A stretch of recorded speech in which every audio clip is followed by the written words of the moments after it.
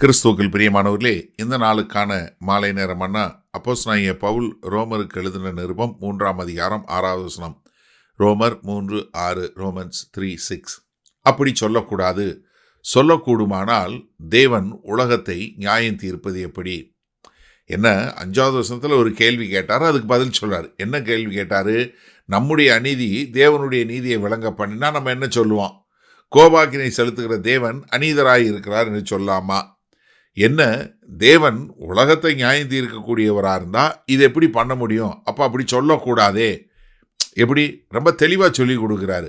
என்ன காரணம்? நம்ம ரொம்ப தெளிவாக தெரிஞ்சுக்கொள்ளணும். கர்த்தர் அவர் நீதி உள்ள நியாயாதிபதி. அவர் எல்லா மனிதர்களையும் நியாயம் தீர்ப்பார். இப்போ கர்த்தர் அநீதி உள்ளவராய் இருந்தால் அவர் எப்படி இந்த மொத்த உலகத்தையும் ரட்சிக்கப்பட முடியும்? அப்படி நம்ம கேள்வி கேட்க முடியாது. ஏன்னா வேத வசனம் மிக தெளிவாக என்ன சொல்லுது? அவர் மொத்த உலகத்தையும் நியாயம் தீர்ப்பார் என்பதை 96வது சங்கீதம் 13வது வசனம் அப்போஸ்தலனுடைய 17:31 மிக தெளிவாக சொல்லுகிறது. ஆனால் கர்த்தர் எப்படிப்பட்ட குணாதிசயம் உள்ளவர், எப்படி அவர் என்ன பண்ணுவார் எப்படின்னு சொல்லும்போது 50வது சங்கீதம் 6வது வசனம் என்ன சொல்லுது? வானங்கள் அவருடைய நீதியை அறிவிக்கும், தேவனே நியாயாதிபதி.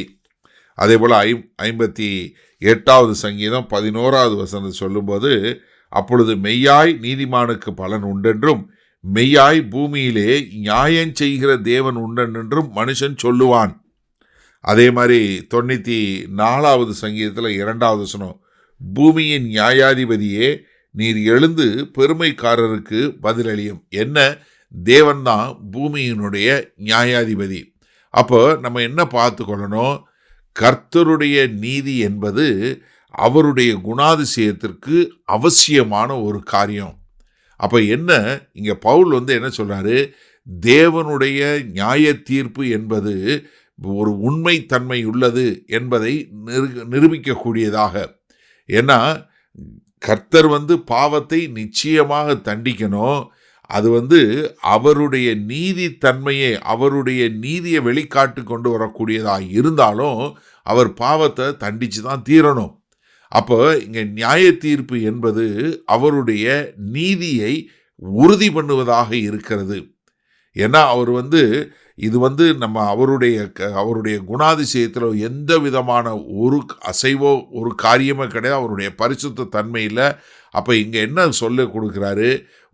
ஒரு மாரல் ரிலேட்டிவிசம் சொல்லுவாங்க இல்லையா? ஒன்னோட ஒன்று ஒப்பிட்டு பார்க்கக்கூடிய ஒரு காரியம். இது பரவாயில்லை, இது கொஞ்சம் பரவாயில்ல, இது நல்லா இருக்குது, இது ரொம்ப நல்லா இருக்குது, அப்படி கிடையாது. அதில் எப்பொழுதுமே அவர் நீதித்தன்மை உள்ளவராய் இருக்கிறாரு. தேவனுடைய நீதித்தன்மையை நீங்கள் கேள்வியே கேட்கவே முடியாது என்பதை மிக தெளிவாக இங்கே நமக்கு ரொம்ப ஆழமாக அப்போஸ்தலனாகிய பவுல் சொல்லி கொடுக்கிறார். சரி, இந்த நாளில் இந்த வசனத்தை நம்ம எப்படி எடுத்துக்கொள்வது? நீங்கள் எனக்கு அருமையானவர் நன்றாக தெரிஞ்சு கொள்ளுங்க. தேவனுடைய நீதியும் அவருடைய இரக்கத்தையும் சரியான அளவில் நம்ம கற்றுக்கொள்ள வேண்டும். ஏன்னா கர்த்தருடைய கிருபை என்ன பண்ணாது? பாவத்தை இப்படி பண்ணுவதில்லை. மாறாக அதற்கு ரட்சிப்பை வழங்கக்கூடியதாக இருக்கிறது அவருடைய இரக்கம். இந்த ரெண்டையும் நம்ம ஒரு சமநிலையில் வைத்து கொள்ள வேண்டும். ஏன்னா கர்த்தருடைய நீதி என்ன, நம்ம நெகோஷியேட் பண்ணுறதுக்கு இல்லவே இல்லை. இதெல்லாம் என்ன, மாரல் அப்சல்யூட் சொல்லுவாங்க இல்லையா? ஒரு காலும் மாறாத தெய்வீக தன்மை உள்ளது. அப்போ பவுல் என்ன சொல்கிறாரு? கர்த்தர் நீதிபரர், அவர் எல்லாவற்றையும் நீதியாக நியாயம் தீர்ப்பார். அப்போ உடனே நமக்கு என்ன பார்க்கணும்? நம்ம கிறிஸ்தவர்களாக இருக்க நமக்கு என்ன, ஐயோ அண்ணே, அப்போ நம்ம என்ன செய்கிறது? இதில் ஒரே ஒரு காரியம் தெரிஞ்சு கொள்ளுங்க. இது நமக்கு பயமுறுத்துறது இல்லை, மாறாக நமக்கு ஒரு நம்பிக்கை கொடுக்கக்கூடிய வாக்குத்தத்தமாக எடுத்துக்கொள்ளணும். ஏன் காரணம் என்ன தெரியுமா?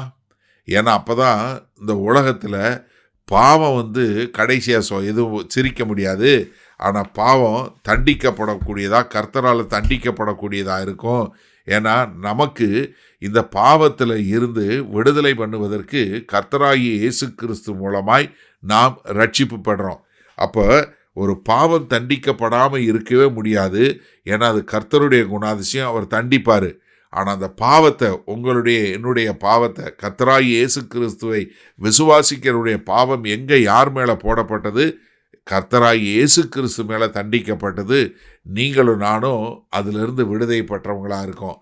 அதனால் நம்ம தேவனுடைய குணாதிசயத்தை, அவருடைய நீதித்தன்மையை நம்ம கேள்வி கேட்கவே முடியாது. ஏன்னா அது என்றும் மாறாத தன்மையுள்ள தேவன்தான் நமக்கு இருக்கிறார். அல்லேலூயா. வல்ல பிதாவே, அருமையான நல்ல நாளுக்காய் நன்றி. எவ்வளவு ஆழமான சத்தியங்களை மிக லகுவாக நாங்கள் புரிந்து கொள்ளும் விதமாக இதோ உம்முடைய அப்போஸ்தலனாகிய பவுல் மூலமாக எங்களுக்கு எழுதி வைத்திருக்கீங்க. அதற்காய் நன்றி. இந்த நாளில் நாங்கள் மிக தெளிவாக தெரிந்து கொண்டோம். ஆம் ஆண்டவரே, உம்முடைய நீதித்தன்மை எங்களுடைய பாவத்தினால ஒரு நாளும் கரைபடுவதில்லை என்பதை தெரிந்து கொண்டோம்.